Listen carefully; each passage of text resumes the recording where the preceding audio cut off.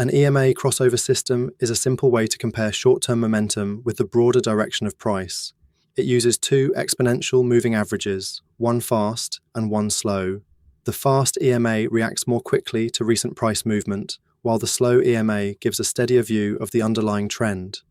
On TradingView, start with a clean chart and add the exponential moving average indicator twice. The first average becomes the faster EMA. Traders often use settings such as 9, 12, or 21 periods for this, depending on how quickly they want the line to respond.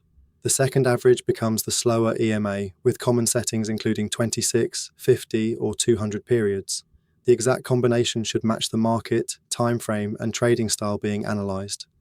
Once both averages are on the chart, make sure they are visually easy to separate. The faster EMA should be clearly distinguishable from the slower EMA because the crossover between the two lines is the main reference point.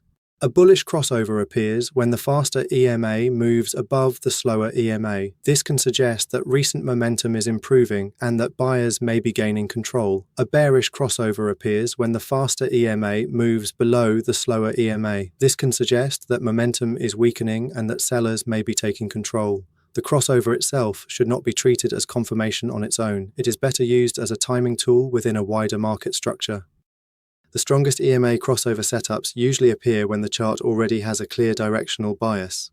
In an uptrend, a bullish crossover that forms after a controlled pullback can support the idea that momentum is returning.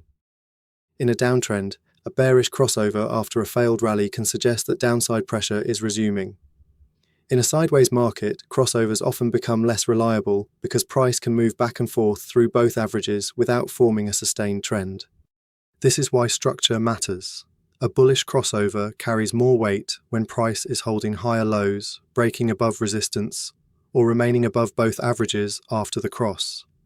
A bearish crossover is more meaningful when price is forming lower highs, rejecting resistance, or staying below both averages after the signal.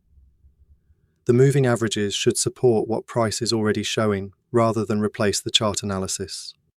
Support, resistance, and volume can also help filter weaker signals. A crossover near a key level may be more useful when price reacts cleanly from that area. A crossover with no structure behind it is often just noise, especially on lower time frames. Used properly, an EMA crossover system gives a clear framework for reading momentum shifts. The fast EMA shows the short-term impulse, the slow EMA gives the broader reference point, and the crossover helps identify when those two views begin to align. The key is to avoid reacting to every cross and instead use the system where price structure already supports the move.